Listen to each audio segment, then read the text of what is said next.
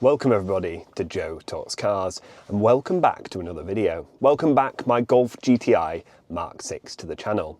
Now I know it's been a while since I did a video on this car, but today I'm about to share you a really exciting upgrade that I've done to the car. I've had the car for the last few years, and this is the first upgrade I've ever made.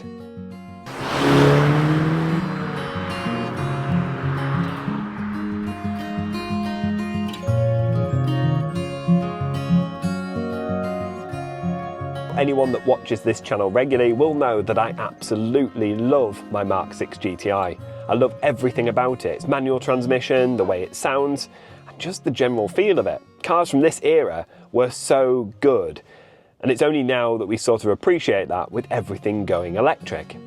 But there's one thing that I've always despised about the car. But thankfully, earlier in the week, this happened.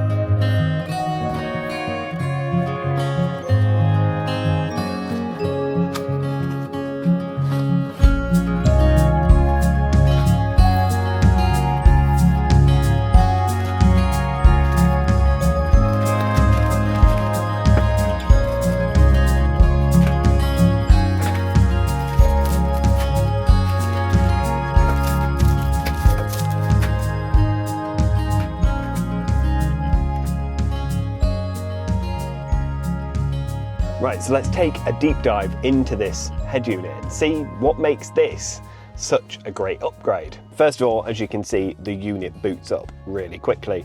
I've originally used Apple CarPlay on this, and the last thing you used is the first thing to boot up. So Apple CarPlay has come on straight away, and Apple CarPlay is as you'd expect. Works very well, really smooth.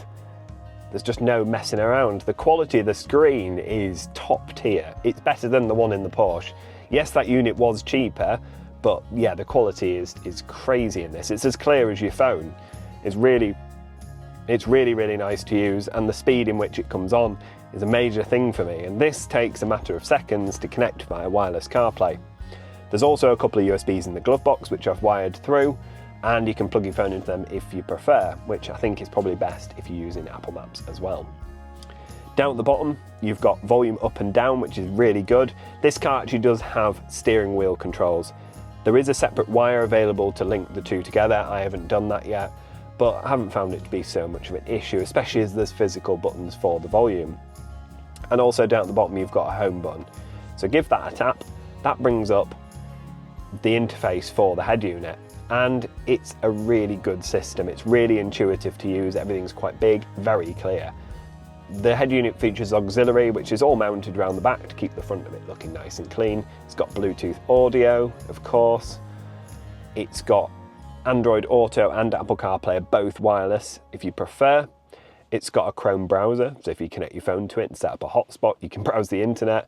I've loaded up YouTube on it, and that works quite well. It's got connections for multiple cameras. You can have front cameras, rear cameras, as many cameras as you want pretty much will be plugged into this. I've got no cameras and don't really need them on a car of this size. And it's also got a radio, which I haven't actually managed to get working, but that doesn't matter because this unit has DAB.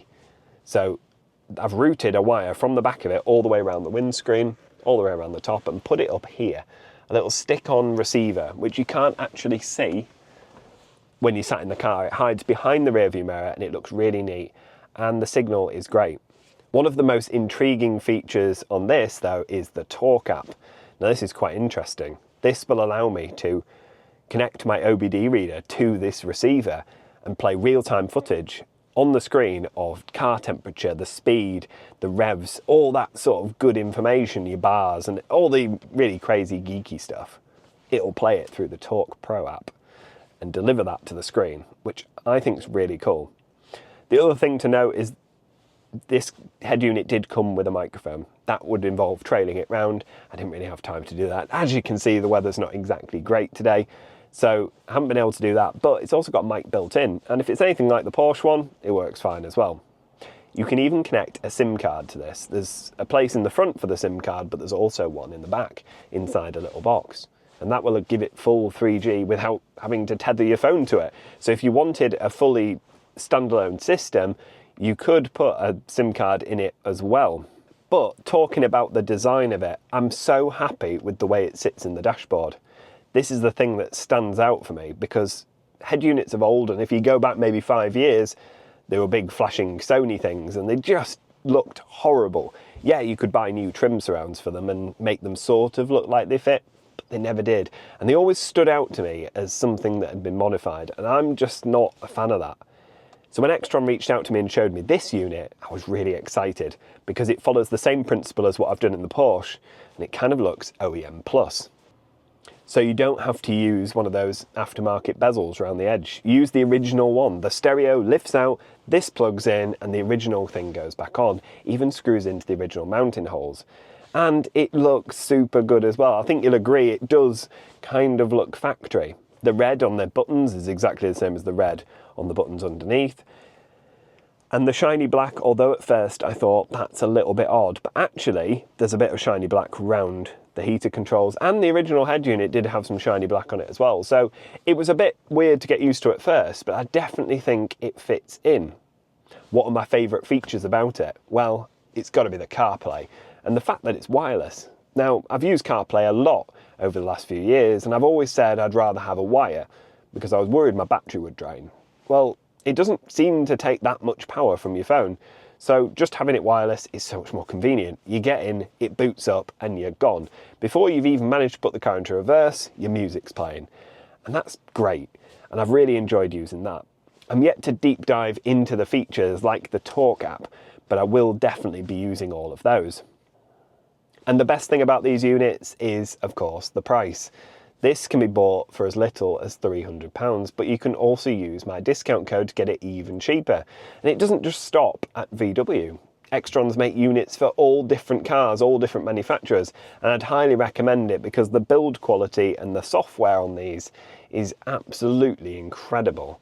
I'm really happy with this unit. I think you can tell it's definitely made me love the car a little bit more and made me think that maybe we could hang on to it a little bit more and a little bit longer than I originally planned.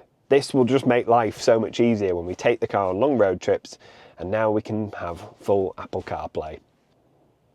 I'm so glad things like this are available because cars are changing.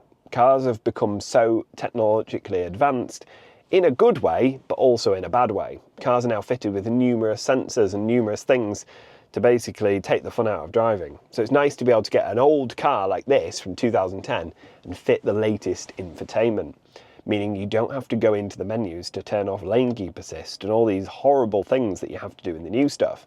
It's like having a modern day Golf GTI in an old body. That's really cool. So yeah, I'm really happy with this head unit, and I just want to say once again a massive thank you to XTRONS for reaching out to me and sponsoring this video. If you do like the look of this unit, or you've got a car and you're looking for an aftermarket unit for it, then please make sure to visit the link in the comments, type in my discount code, and you will receive 20% off any order. But anyway, this was just a little bit of a quick update on my Golf GTI. It's not the end of the modifications for this car, but it's just the start. So if you are interested in seeing more of this car, more modifications, and maybe a bit more ownership content around owning a Mk6 GTI, please make sure to hit that thumbs up button and subscribe for plenty more videos like this one to come. Thank you so much for watching, and I'll see you next time. Bye.